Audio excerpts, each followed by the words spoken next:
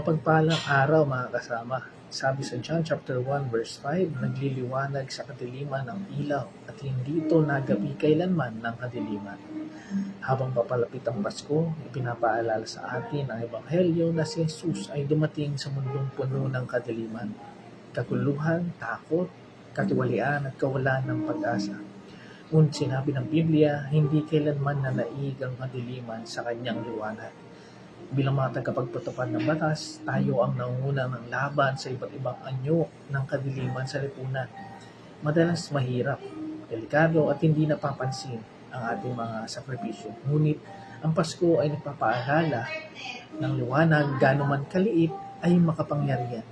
Ang bawat kilos ng katapatan, malasakit at integridad ay ilaw na sumisira sa dilim. Si Jesus ang tunay na liwanag ng mundo at tinatawag niya tayong maging daluyan ng liwanag sa ating mga himpilan, operasyon at pakingitungo sa kapwa. Huwag po tayo mapagod o magsawa na maging ilaw ng sanlibutan. Manalangin po tayo. Panginoon, salamat po sa liwanag na dumating sa mundo. Naway palakasin mo ang bawat kasapi ng PNP upang maging tapat kami, makatarungan at may malasakit. Ilayin niyo po kami sa tukso at bigyan ng lakas ng loob na maging ilaw sa gitna ng dilim. Amen.